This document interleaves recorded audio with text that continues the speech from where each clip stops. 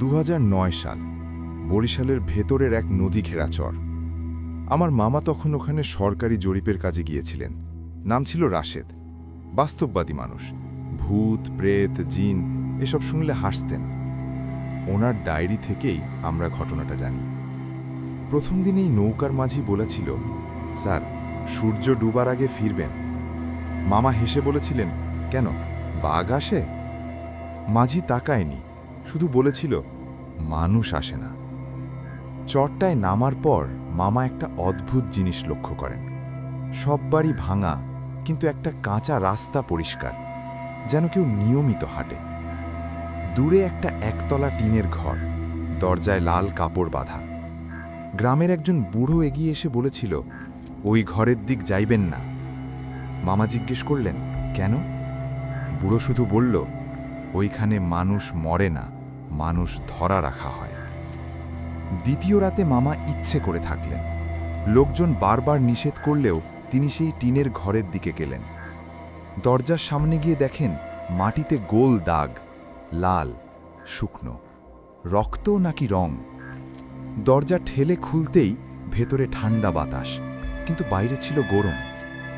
মেঝেতে ছাই দিয়ে আঁকা অদ্ভুত চিহ্ন, মাঝখানে মাটির হাঁড়ি, ভেতরে কালো কিছু। হঠাৎ পেছনে টুপ শব্দ।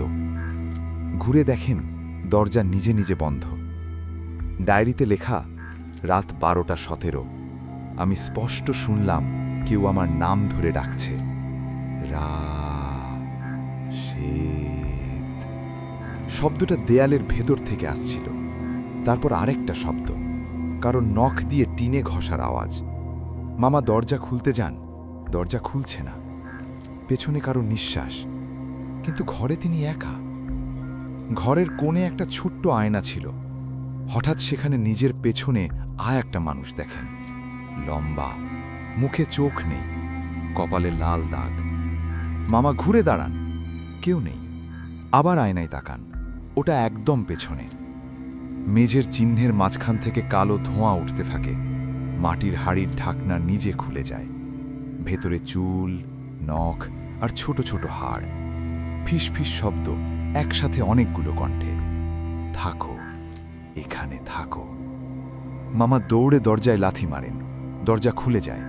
বাইরে অন্ধকার, কিন্তু চরটার জায়গায় কুয়াশার ভেতর অচেনা জঙ্গল। পেছনে সেই মানুষটা হাঁটছে, মাটিতে পা ছয় না। পরদিন সকালে মামাকে নদীর ঘাটে অচেতন অবস্থায় পাওয়া যায়। ঘরের কাছে না, শরীরে লাল দাগ, ঠিক ওই চিহ্নের মতো।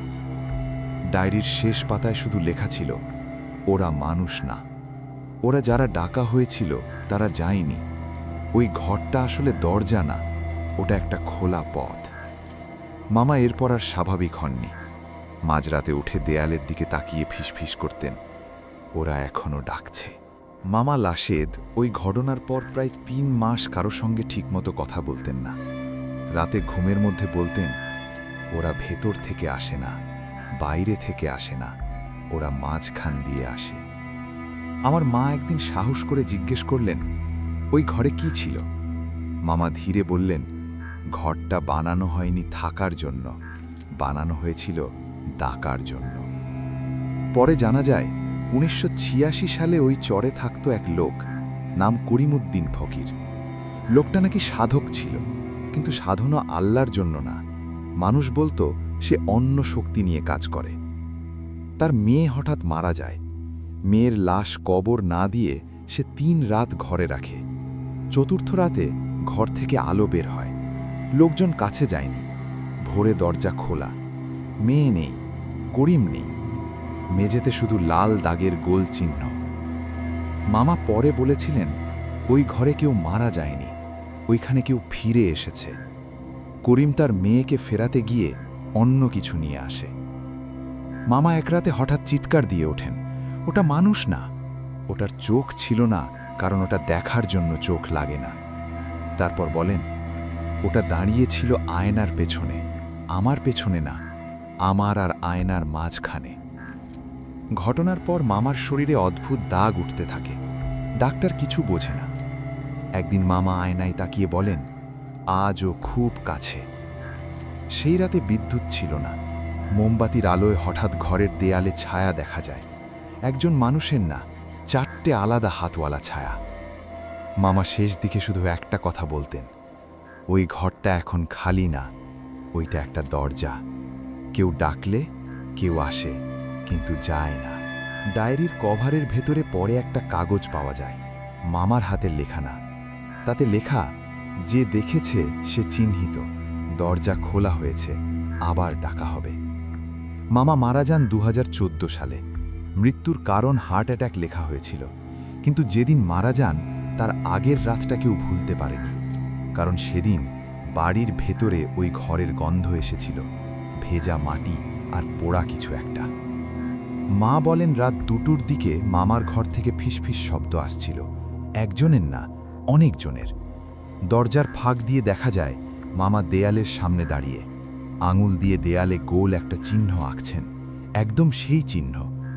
হঠাৎ তিনি বলেন, না, আমি ডাকিনি, আমি শুধু দেখেছিলাম। তারপর দেয়ালের দিকে তাকিয়ে মাথা নেড়ে বলেন, ওরা বলছে দেরি হয়ে গেছে। পরদিন সকালে মামাকে মৃত পাওয়া যায়, কিন্তু দেয়ালে আঁকা চিহ্নটা ভেতর থেকে ভিজে ছিল, রং না, পানি না, কিছু একটা গাঢ়, মুছতে গেলে ছড়িয়ে যায়। মামার জানাজার পর ঘরটা তালা দেওয়া হয়, কেউ ঢোকে না, কিন্তু 7 দিন পর তালার উপর লাল আঙুলের দাগ, ভেতর থেকে শব্দ, টিনে নখ ঘষার মতো। একজন মাদ্রাসার হুজুর এসে বলেছিলেন, যেখানে মানুষ না, অন্য কিছু ডাকা হয়, সেখানে দরজা একবার খুললে বন্ধ করা যায় না, শুধু পাশ কাটানো যায়। আমরা বাড়ি ছেড়ে দিই। নতুন বাসায় ওঠার 3 মাস পর আমার ছোট ভাই রাতে উঠে দেয়ালের দিকে তাকিয়েছিল। আমি জিজ্ঞেস করি, কি দেখছিস? সে বলে, ওই কাকু দাঁড়িয়ে আছে। কোন কাকু? সে বলে, চোখ নেই কিন্তু তাকায়। আমরা ভেবেছিলাম ব্যাপারটা চরের ঘরে ছিল। না, মামা যখন দরজা খুলে ফেলেছিলেন, ওটা জায়গার সাথে বাঁধা ছিল না আর। ওটা যে দেখেছে তার সাথেই এসেছে।